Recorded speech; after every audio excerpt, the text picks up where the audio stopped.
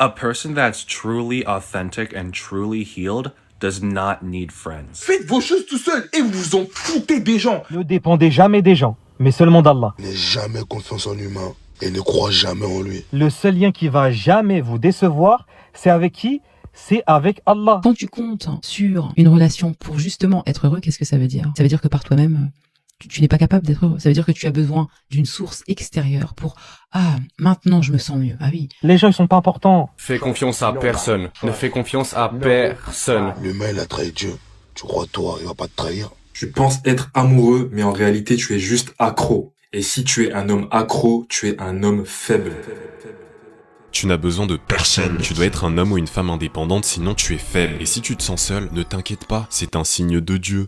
Tu es l'élu. Si tu te balades un peu sur les réseaux, t'es déjà sûrement tombé sur ce type de vidéo où on a des adeptes du dev perso ou des guides spirituels 2.0 qui te vantent les mérites d'être indépendant et de ne compter sur personne pour ton épanouissement. Le bonheur ne dépend pas des autres. Le bonheur ne dépend que de moi. Parce que le bonheur, c'est pas quelque chose qui vient de l'extérieur. C'est quelque chose que tu dois cultiver à l'intérieur de toi. On en a rien à foutre des autres. On en a rien à foutre des autres, je vous jure. Et franchement, quand t'as grandi dans le dev perso comme moi, cette phrase paraît logique, presque rassurante. Le bonheur vient de toi, pas des autres. Mais en fait, il y a un problème. Parce que cette phrase, qui semble toute jolie et inoffensive, est le socle idéologique d'un mouvement toxique en vogue actuellement sur les réseaux. D'une solution miracle que l'on vante à haute voix chez les hommes comme chez les femmes. Une tendance qu'on glorifie à coups de citations, de vidéos et de réels motivants, que j'ai nommé l'independent culture.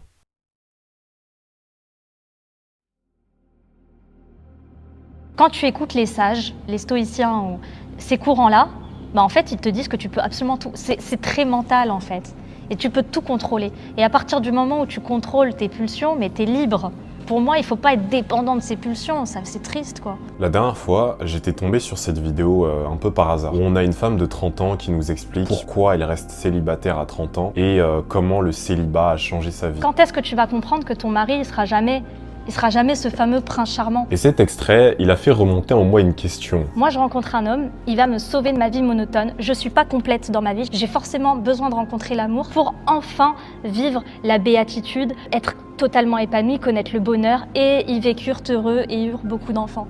Sauf qu'en réalité, c'est complètement faux, faut le dire. Et en fait, on n'est pas spécialement heureux comme ça. Est-ce que la dépendance est forcément mauvaise? Certaines femmes, beaucoup de femmes, sont dépendantes affectivement. En fait, elles ont besoin d'affection. Tu vois, autant qu'un homme, tu vois, il peut être dépendant, il vit une misère sexuelle affective. Une femme, elle peut vivre une misère affective énorme. Dans un monde où l'individualisme et l'indépendance sont promus au rang de saint Graal, est-ce que dépendre de quelqu'un est forcément mauvais? Est-ce qu'une femme qui dépend de son mari est forcément plus faible qu'une femme forte et indépendante qui s'assume par elle-même? Et tu peux tout contrôler. Et est-ce que c'est vraiment la volonté de contrôle qui peut nous emmener à être heureux sur le long terme?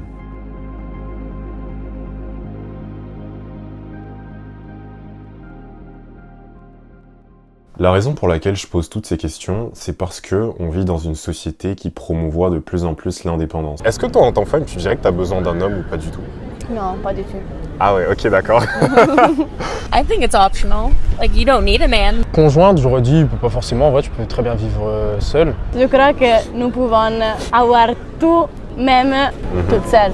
Les Boss Women, c'est un mouvement qui a pour but de dire aux femmes qu'elles n'ont pas besoin des hommes, il faut qu'elles soient le plus indépendantes possible, le plus rapidement possible, et oublier de construire une famille parce que tout ça, ça ne sert à rien. Juste concentrez-vous sur l'argent, le matériel, le fait d'être propriétaire le plus rapidement possible et d'avoir un statut au sein de votre entreprise. En gros, d'être une femme carriériste. T'aimerais pas devenir une tradwife, une femme traditionnelle du coup?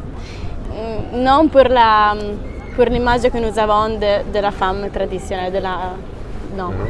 I want to work. I want to do stuff. Yeah, be on my independent. Yeah. Donc le mariage aussi, t'en veux pas du coup? Non, pas du tout. Ok. Man is absolutely not a necessity. My mom said to me, you know, sweetheart, one day you should settle down and marry a rich man.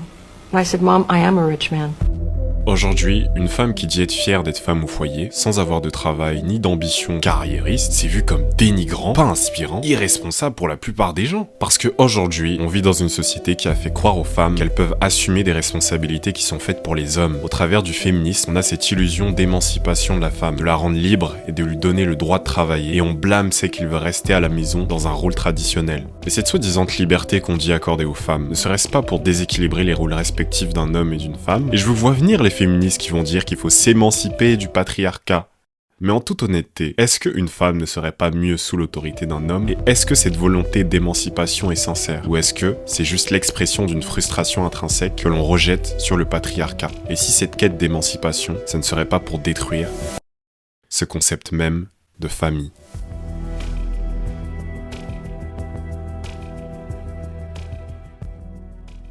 Je sais pas pour toi, mais moi j'ai grandi dans une génération où tu dois devenir le plus indépendant le plus rapidement possible. Et si à la limite à 18 ans t'as pas quitté la maison du domicile familial, en fait t'es un loser. Et c'est marrant parce que avant c'était considéré comme normal pour un jeune homme ou une jeune femme de rester chez ses parents. Dans certaines cultures, les enfants restent toute leur vie chez leurs parents. Et quand ils veulent se marier, bah c'est soit la femme ou l'homme qui quitte le domicile familial pour aller chez la famille du conjoint ou de la conjointe. Ce qui fait qu'on se retrouve non pas seulement avec une famille qui est composée d'un père, d'une mère et des enfants, mais d'une famille qui est composée elle-même de plusieurs familles. On a littéralement plusieurs familles sous le même toit. Mais pourquoi tu nous parles de ça?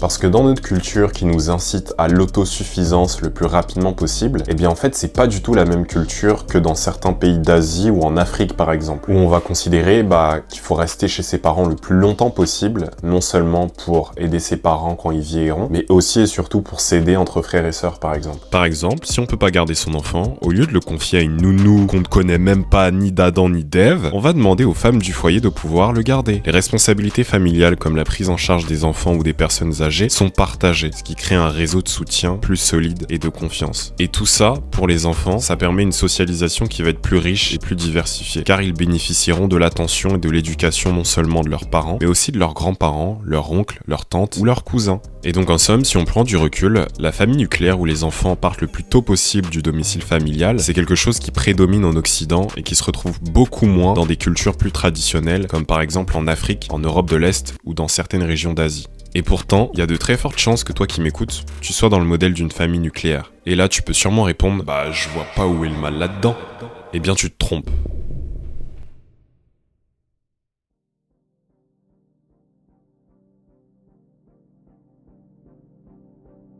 La dernière fois, j'étais tranquillement en train de marcher dans ma résidence.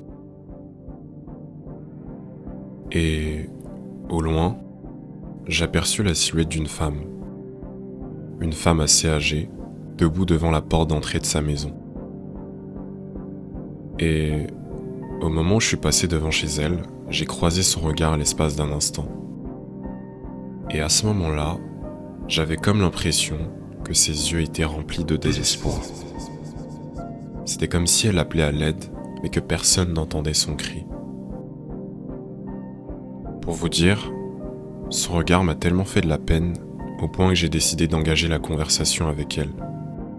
Bonjour. Bonjour, monsieur.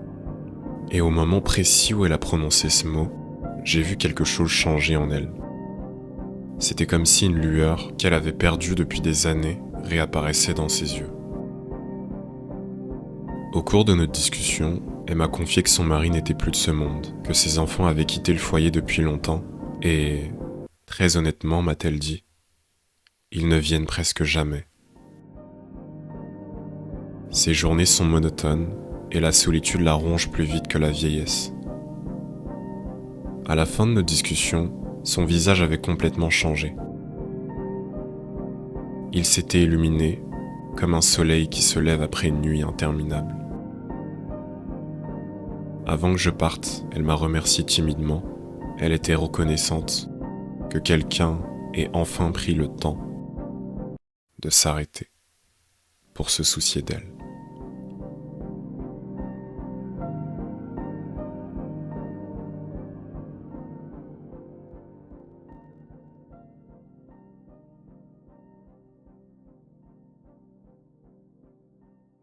Qui est? Ça, c'est quel pays, ça? Tu es dans un quartier, là. Tu vois même pas voisin pour le saluer. Ça, c'est quoi, ça, là? Regardez comment tout est vide comme ça. C'est-à-dire que chacun est chez lui. Tu as l'impression qu'il n'y a personne dans le quartier, mais chacun est chez lui, hein. Vous êtes là, vous ne vous saluez pas. Il n'y a pas causerie entre vous. Chacun est chez lui à la maison. Maintenant que c'est comme ça, si tu es malade chez toi là, comment les voisins peuvent savoir que toi tu es malade? J'étais tombé sur cet extrait récemment et il m'a beaucoup inspiré pour cette vidéo. C'est certes un sketch, mais un sketch qui pointe du doigt une réalité qui est bien présente. Les Occidentaux sont distants, les Africains sont ensemble. Ils vivent beaucoup plus en communauté que nous. Et ça, c'est un fait indéniable. Si je vous pose la question, c'est quand la dernière fois que vous avez pu parler avec votre voisin, je sais pas, lui demander si tout va bien dans sa vie, ou encore s'il a besoin d'aide pour je ne sais quoi. Eh bien, pour la plupart d'entre vous, bande d'égoïstes, jamais. Et ce qui est intéressant à ce sujet, c'est que dans les années 60 à 70, il y a un mec qui s'est cassé la tête à prouver cela. Pour faire simple, il a envoyé un questionnaire de 24 questions à plus de 100 000 employés d'IBM qui sont répartis dans 70 pays à travers le monde. Chacune des questions portait sur ce que Hofstede appelle une dimension. Et parmi les dimensions mesurées, on en retrouve 4. La distance hiérarchique, l'individualisme versus le collectivisme, la masculinité et la 4e, l'aversion à la certitude. Et pour chacune de ces dimensions, Hofstede a établi un score qui va de 0 à 100. 100 correspond au score maximal et 0, le score le plus faible. Mais ce qui nous intéresse vraiment ici, c'est l'individualisme versus le collectivisme. En d'autres mots, une métrique qui mesure à quel point les participants sont individualistes après leur réponse au questionnaire.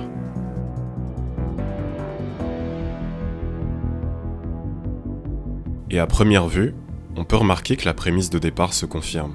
Par exemple ici avec l'Argentine, qui a un score d'individualisme de 46, versus la France avec un score de 71 sur 100. Ou encore avec la Jamaïque, qui a un score de 39, comparé aux États-Unis avec un score de 91. Si on prend pour chaque région les pays les plus représentatifs en termes de population et qu'on en fait un graphique, on peut remarquer que les pays comme le Brésil, la Chine ou encore la région de l'Afrique de l'Ouest possèdent un score relativement faible, qui est généralement en dessous des 50. Mais que pour la France, l'Australie ou encore les États-Unis, ce score est largement au-dessus des 50.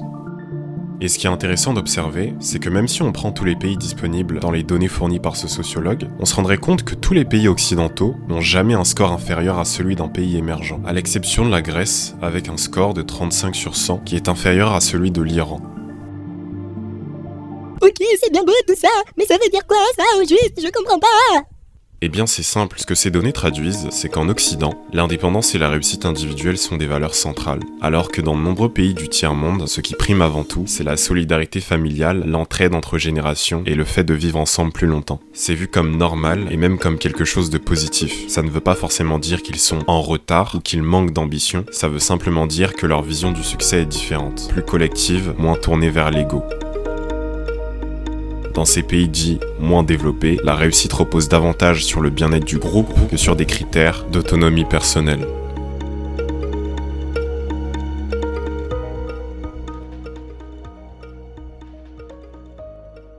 On a donc deux notions de la réussite qui sont très différentes. Et à partir du moment où on a deux notions qui sont totalement opposées, on peut enfin comprendre pourquoi notre société occidentale est si avancée en termes de technologie, mais si faible en termes de liens sociaux. Et moi, la question que je me pose, c'est pourquoi nous, les Occidentaux, on est aussi individualistes que ça? Par exemple, quand on marche dans la rue, on se soucie mais absolument pas des autres. Alors que, à contrario, tu vas prendre un Africain de l'Afrique de l'Ouest, il sera très ouvert, il sera très dans la communication et t'as l'impression que, en fait, il a plus d'empathie que l'Européen moyen. Ce soir, oui, vous allez me donner à manger. Oui, le nabo et tout. Oui, mais moi je vais vous donner quelque chose. Je vais vous donner un peu d'argent. Pas d'argent, pas de tout. Comment ça, pas d'argent? Tu dormis, tu manges, oui. On y va, bonne route et bonne route. Ben non. Pas d'argent et pas de... Non. Toi, comme mon frère. Mais au fond, moi ce que j'aimerais savoir, c'est pourquoi on est comme ça. Et après réflexion, je pense avoir trouvé un élément de réponse. Il se faufile comme la peste. À l'image d'un virus qui change de forme, ces virus existent et prolifèrent mondialement grâce aux réseaux sociaux. Quand est-ce que tu vas comprendre que ton mari, il sera jamais ce fameux prince charmant? Et ce virus, pour bien bousiller ton esprit, il a d'abord besoin d'une porte d'entrée par laquelle il va passer. Et cette porte d'entrée, c'est la blessure. Alors, quoi de neuf avec ton petit copain? Petit copain? Ah, Shinji. Ça fait 2 semaines qu'il va à l'école. Et il n'a toujours pas reçu le moindre coup de fil. Pas de coup de fil? J'ai pensé qu'il lui fallait un portable, alors je lui en ai prêté un. Mais on dirait qu'il ne s'en est pas servi, et personne ne l'appelle non plus. J'ai l'impression qu'il n'a pas d'amis. Tu sais, je crois que Shinji n'est pas du genre à se faire des amis, ce n'est pas dans son caractère. Tu connais le dilemme du hérisson? Le hérisson? Le truc qui pique? Lorsque les hérissons cherchent à se réchauffer, ils se rapprochent et se serrent les uns contre les autres, mais alors ils se blessent. C'est pareil pour certains humains. Notre Shinji a peur de souffrir, alors il préfère rester à l'écart, bien à l'abri dans son cocon. C'est peut-être cela, grandir. Apprendre à mesurer la distance qu'il faut mettre entre soi et les autres afin qu'ils ne nous piquent pas. Mais aussi pour que nous-mêmes, nous ne puissions pas les blesser.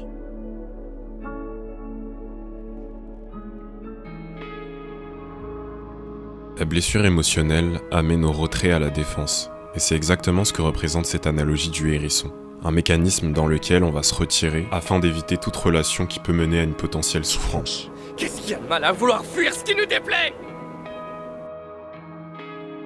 Et personnellement, c'est exactement le mécanisme dans lequel j'étais.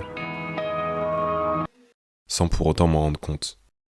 Au restaurant seul, aller au cinéma seul, va faire du shopping seul. T'as pas besoin d'être constamment entouré des gens. Never depend on anyone, especially not a man. You will be at risk of being left high and dry. Depending on someone is a scam. Est-ce que par exemple, si là on supprime tous les êtres humains de la Terre, tu vois, genre demain tu te lèves et il n'y a plus aucun être humain sur Terre, est-ce que tu penses que ta vie, est-ce qu'elle va garder du sens ta vie? Est-ce que tu penses que tu pourras continuer à vivre juste que tu seras tout seul sur toute la planète, quoi? I mean, like, I'd be kind of sad. Like, I'd be like, whoa, why does everyone hate me? Where'd it go? Je me dis, si t'es tout seul, genre là, il y a personne sur Terre, je vois un peu 2 oppositions. Genre, soit vraiment tu peux plus vivre ou t'es vraiment perdu et tu sais plus quoi faire parce que t'as aucun repère. Parce qu'en vrai, tu vois, chaque être humain, c'est un peu un être social, on va dire, tu vois. D'un point de vue humain, on peut pas vivre tout seul. Je pense que je pourrais pas survivre. Je pense que pas beaucoup de personnes pourraient survivre. En fait. Chaque personne a besoin d'une autre au moins pour pouvoir interagir, se construire, etc. Après, je me dis, si t'es tout seul, tu peux vraiment faire tout ce que tu veux. En fait, tu fais ce que tu veux, mais au bout d'un moment, 1 semaine, ok, 2 semaines, 3 semaines, au bout d'un moment, tu vas commencer à te sentir seul, tout simplement. J'ai besoin des autres pour être heureux. Non, mais comment tu veux faire ça? Tu as besoin des autres pour être heureux dans la vie? Non, mais c'est pas possible. Tu dois être indépendant. J'ai besoin d'une femme pour être heureux. Pour moi, il faut pas être dépendant de ses pulsions, ça c'est triste quoi. Et tous les hommes honnêtes ont besoin d'une femme pour être heureux. Je suis sûr que toi qui es devant ton écran, si t'es un peu familier avec le dev perso, tu dois sûrement me prendre pour un fou quand je dis ça. Parce que habituellement, c'est pas le message qui est propagé sur les réseaux, où on te vante les avantages d'être indépendant et de ne compter sur personne pour être heureux. Être seul te rend inarrêtable. Peu importe ce que t'as traversé dans ta vie, tu fais confiance à personne. Les gens sont trop méchants, mais tu sais quoi, laisse-les être méchants avec toi. Pourquoi tu penses aux autres qui t'aiment pas? Pourquoi tu penses aux autres qui s'en foutent de toi, genre? C'est quoi ton problème, genre? Mais si tu creuses un peu, tu peux te rendre compte de l'absurdité de ce message, comme quoi la dépendance aux autres serait mauvaise.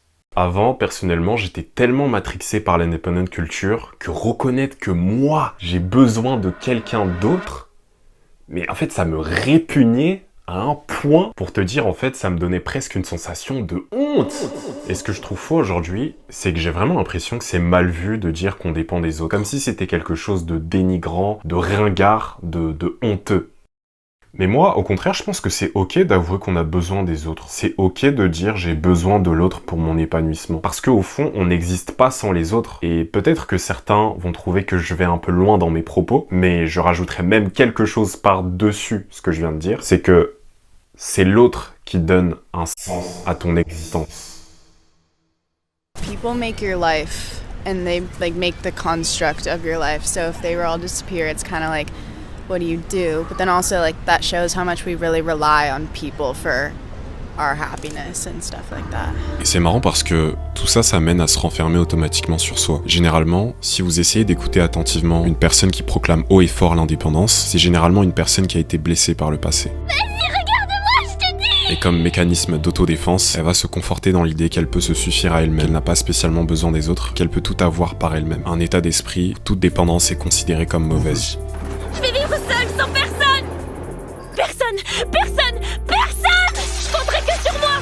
Mais en faisant un minimum preuve d'honnêteté, tu te rendras compte que c'est juste une réaction émotionnelle à des attentes non fournies. T'as peut-être tellement été déçu des autres que tu commences à croire que personne n'est digne de confiance. Et donc tu te renfermes. Il sera jamais ce fameux prince charmant. Tu commences à devenir pessimiste. Il va jamais avoir tout ce qui fera que tu seras bien. Et ce pessimisme se cache sous la forme d'un soi-disant réalisme, d'une soi-disant forme de pragmatisme. Sauf qu'en réalité, c'est complètement faux, faut le dire. Un pragmatisme qui va te pousser à voir la vie sous forme de calcul, sous forme d'opération mathématique à l'image d'un robot. Soyez prêts à la déception de la part de n'importe qui, surtout à n'importe quel moment et sans raison. Afin d'éviter tout sentiment d'imprévisibilité, de manque de contrôle.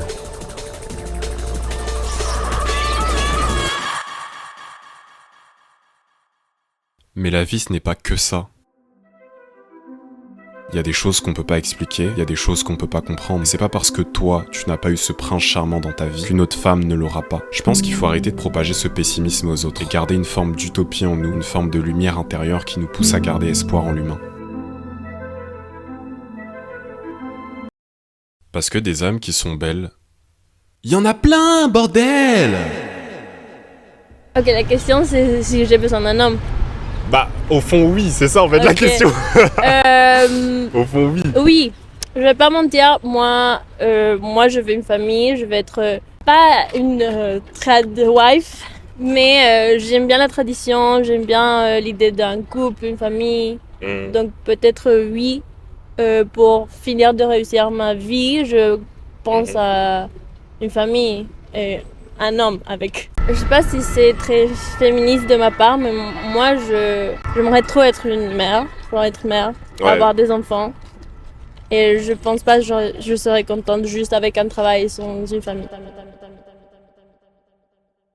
Pourquoi les gens ont peur d'être seuls?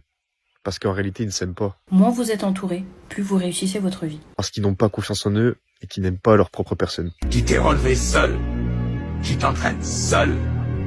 Tu pleures seul. Tu es seul et tu seras toujours seul, puisque tu nais seul et tu meurs seul. Tu surmontes tout seul. Qui a dit que tu as besoin de quelqu'un pour réussir? Être entouré, que ce soit en amour ou en amitié, ça ne mène absolument à rien à part perdre son temps. Pas d'histoire de relation, pas d'amis. Reste seul. Plus t'es seul, plus tu réussis ta vie. Dans notre culture de l'indépendance, je me suis posé une question.